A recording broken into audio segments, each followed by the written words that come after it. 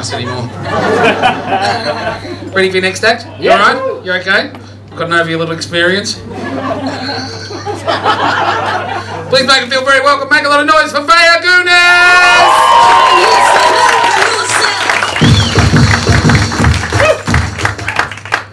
Hello. My name is Vaia. That's V-A-I-A. Now, the next 5 minutes is going to be all about me, so I hope that's okay.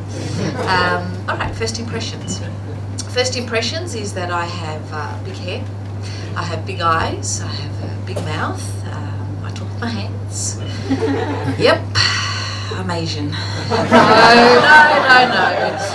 I'm Greek. Yeah, I'm Greek. Is it? It's big, isn't it? Yeah. I don't know what God was thinking there, but anyway. Yeah, sure, my parents never lost me in a crowd. And the automatic door's always open before I even cross the street. And I guess the good thing is that it makes the rest of me look really tiny. So, yeah, so as I said, big nose. But you know, I didn't know that I had a big nose. I really didn't know. I didn't know until I got to school. And when I got to school, I was in the school swimming sports, and I found that a lot of kids just didn't want to compete against me. And I'd be like, come on guys, what's wrong? Why don't you want to compete against me? And they'd be like, Vaia, it's not fair. And I'd be like, why? They'd be like, well, you've got an aerodynamic nose and it cuts through the water. I'd be like, anyway, so I may or may not have been the inspiration behind the winged keel of Australia too. So, you know, just putting that out there quietly.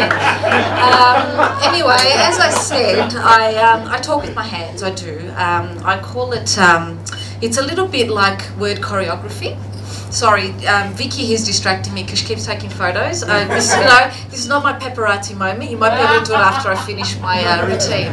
Anyway, so yeah, I talk with my hands, like I said. A little bit like word choreography. Everyone pays attention when I talk with my hands. See, it's like hypnosis. See, you're all listening. See, I can see you. And you know what's great? When I talk really loud, my hand actions get really big because I'm excited, right? And then when I whisper, they get really small too. Yeah.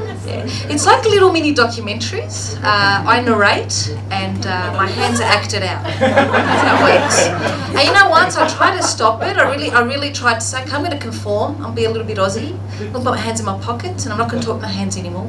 I'm just going to do this. And people would say, Vaia, are you depressed? I'd be like, no, why? What's wrong? I'm okay. Why? You look flat. Something's all right.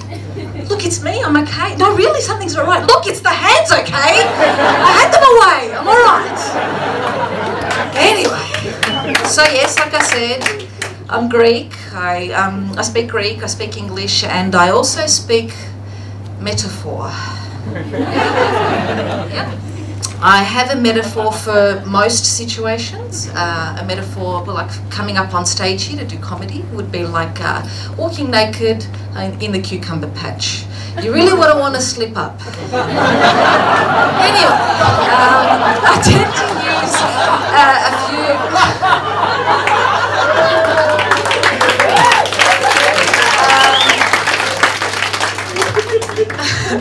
I use metaphors a lot at work. I find it's a very good and effective way to deliver tough messages diplomatically, really. One that I often have to use, I don't know, you all know I sort of manage people, is, you know, the fish stinks from the head down. Where's Dave?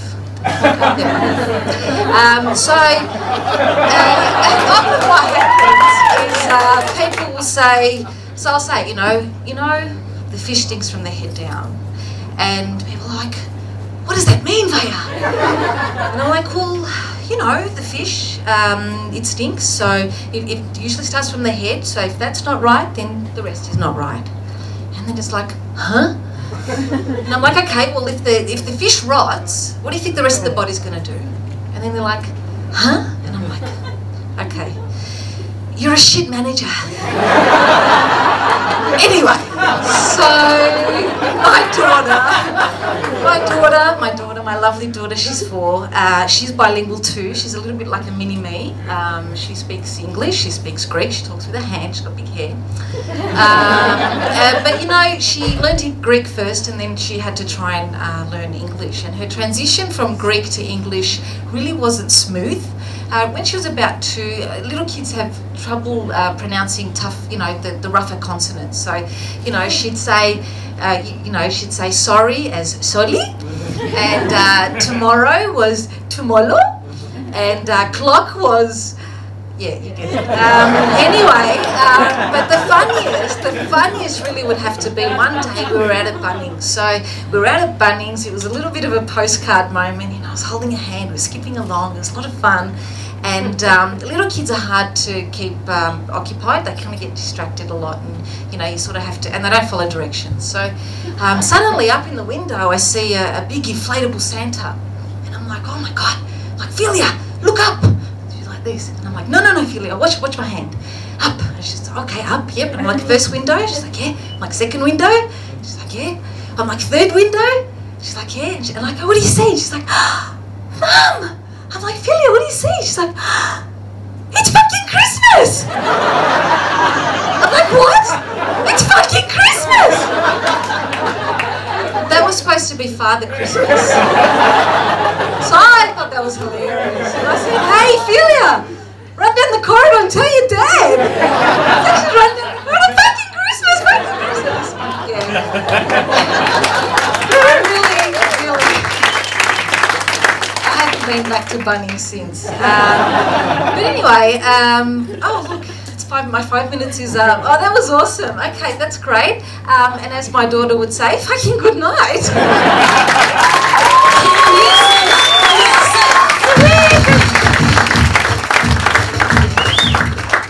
Vaia Gounis, ladies and gentlemen.